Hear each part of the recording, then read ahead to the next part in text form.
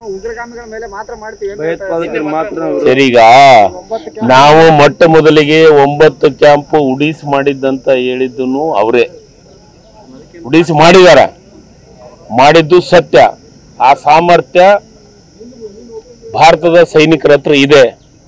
ಈ ಸೈನಿಕರು 10-12 ವರ್ಷದಿಂದ ತಯಾರಾದಂತಾರಲ್ಲ. ಇಡೀ ಈ ದೇಶ ಹುಟ್ಟಿದ 71ರೊಳಗ ಸನ್ಮಾನ್ಯ ಈ ದೇಶದ ಪ್ರಧಾನಮಂತ್ರಿ ಅಂತ ಇಂದಿರಾ ಗಾಂಧಿ ಅವರು 93,000 ಪಾಕಿಸ್ತಾನದ ಸೈನಿಕರನ್ನ ವಿತ್ ವೆಪನ್ಸ್ ಹತ್ತಿದೆ ಅಂಬಿಗಾಲಲ್ಲಿ ನಿಂದಿರಿಸಿದಂತ, ಇದು ಮೊಣಕಾಲು ಊರಿ ಮಂಡಿ ಊರಿ ನಿಂದಿರಿಸಿದಂತ ಇತಿಹಾಸ ಇದೆ. ಅಂತ ಇತಿಹಾಸ ಏನು ಮಾಡಕ್ ಹೊರಟಿಲ್ಲ. ಆದ್ರೆ ನಾನು ಹೇಳ್ತಾ ಇರೋದು, ನಮ್ಮ ಸೈನಿಕರ ಬಗ್ಗೆ ಅಂಡರ್ ಎಸ್ಟಿಮೇಟ್ ಮಾತಾಡೋದಾಗ್ಲಿ, ಅವ್ರ ಬಗ್ಗೆ ಕೇವಲವಾಗಿ ಮಾತಾಡಕ್ ನಾವು ಇಷ್ಟಪಡೋದಿಲ್ಲ. ಇದು ಯಾರು ಬಂದಿಂದನೂ ಸೈನಿಕ ಸ್ಟ್ರಾಂಗ್ ಆಗಿಲ್ಲ. ನಮ್ಮ ದೇಶದ ಯಾವ್ಯಾವ ಪ್ರಧಾನಮಂತ್ರಿಗಳು ಬಂದಾರೋ ಅವಾಗ ನಮ್ಮ ದೇಶ ಪ್ರಧಾನ ಸೈನಿಕರನ್ನ ಗಟ್ಟಿಮುಟ್ಟಾಗಿ ಬಲಿಷ್ಠರಾಗಿ ನಮ್ಮ ಸೈನ್ಯ ಇದೆ. ಇದನ್ನೇ ಕೇಳ್ತಾ ಇದ್ದೀನಿ. ನಾನು ಕೇಳ್ತಾ ಇರೋದು, ಈಗ ಮಾಡಿದಾರ ನಾವಲ್ಲ, ನಿಲ್ಲಿಸ್ತಾರೆ ಯಾರು ಅವ್ರಿಗೆ ಕೇಳ್ತಾ ಇದ್ದೀನಿ. ಅವ್ರು ಬಂದು ಇದಕ್ಕೆ ಉತ್ತರ ಕೊಡಬೇಕು. ಕಂಗ್ರ್ಯಾಚುಲೇಷನ್ಸ್. ಯಾರು ಹುಡುಗ? ಮದುವೆ ಅಲ್ಲ, ಬಿಸ್ನೆಸ್ ಸ್ಟಾರ್ಟ್ ಮಾಡ್ತಾ ಇದ್ದೀನಿ. ಹೌದಾ? ಹೇಗೆ? Boss Vala. Boss Vala, B the boss. ಇದಕ್ಕೆ ಉತ್ತರ ಅವ್ರು ಕೊಡ್ಬೇಕಾಗಿದೆ. ಯಾರು? ಈ ದೇಶದ ಪ್ರಧಾನಮಂತ್ರಿಗಳು ಉತ್ತರ ಕೊಡಬೇಕು. ಈಗ ಈ ರಾಜ್ಯದಾಗ ಎಲ್ಲ ಬಿಜೆಪಿ ನಾಯಕರು ಗಪ್ಪ ಬಿಟ್ಟಾರ, ಬಾಮುಚ್ಚಿಕೊಂಡು ಸುಮ್ ಕುಂತ್ಬಿಟ್ಟಾರ. ತಿರಂಗ ಯಾತ್ರೆ ನಾನು ಕೇಳ್ತಾ ಇರೋದು, ಯಾವ ಇದಕ್ಕೆ ತಿರಂಗ ಯಾತ್ರೆ ಮಾಡಕತ್ತೀರಿ ನೀವು? ತಿರಂಗ ಯಾತ್ರೆ ನಾವು ಮಾಡಿದ್ವಿ, ನಾವು ಮೊದಲಿಗೆ ಮಾಡಿದ್ರು. ನಾನು ಹೇಳ್ತಾ ಇರೋದು, ಮಾಡಿ ನೀವು ತಿರಂಗದ ಬಗ್ಗೆ ನಮಗೆ ಗೌರವ ಇದೆ, ನಾವು ರಿಸ್ಪೆಕ್ಟ್ ಕೊಡ್ತೀವಿ, ನಮ್ಮ ದೇಶದ ಸೈನಿಕರ ಬಗ್ಗೆ ರಿಸ್ಪೆಕ್ಟ್ ಇದೆ. ನಾನು ಕೇಳ್ತಾ ಇರೋದು, ಕದನ ವಿರಾಮ ಘೋಷಣೆ ಆಗಿದ್ದು ಯಾರಿಂದ, ಯಾವಾಗ?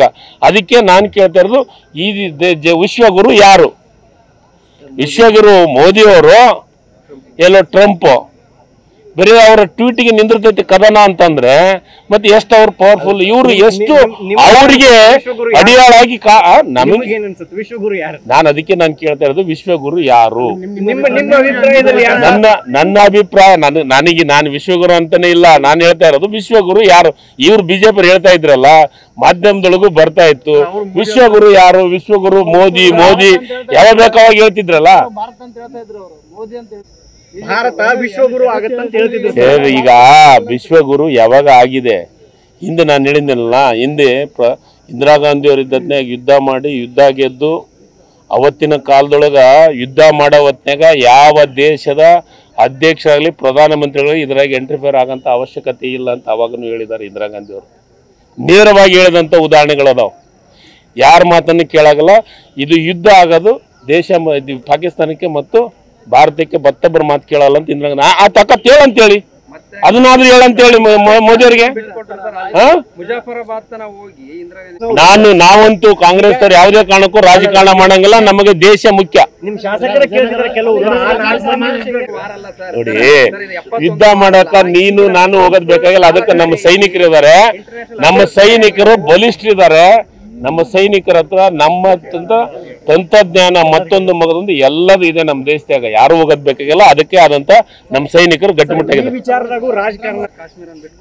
ಸರಿ, ಈಗ ನೋಡಿ ಆಯ್ತಪ್ಪ, ಪಿಒಕೆ ಬಗ್ಗೆ ಹೌದು, ಪಿಒಕೆ ಬಗ್ಗೆ ನಾವು ಅಧಿವೇಶನೊಳಗ ಪಾಸ್ ಮಾಡ್ಕೇಸ ಇದು ಮಾಡ್ತೀವಿ ಅಂತಂದ್ರೆ ಈಗ ಮಾಡ್ಲಿ, ನಾವು ರೆಡಿ ಇದೀವಲ್ಲ. ಯುದ್ಧ ಮಾಡಕ್ ಬೇಡ ಅಂತ ಹೇಳಿದ್ವಿ. ಯುದ್ಧ ಮಾಡಿ ನಾವು ಒಂದೇ ಮಾತು ಹೇಳ್ತೀನಿ, ಇವತ್ತಿನ ಪರಿಸ್ಥಿತಿ ಒಳಗ ಪಾಕಿಸ್ತಾನ ಇವತ್ತಿನ ಪರಿಸ್ಥಿತಿ ಒಳಗ 3 ದಿವಸ ಭಾರತ ದೇಶ ಯುದ್ಧ ಮಾಡಿದ್ರೆ 3 ದಿವಸದೊಳಗ ಭೂಪಟದೊಳಗನ ಪಾಕಿಸ್ತಾನ ಇರಂಗಿಲ್ಲ.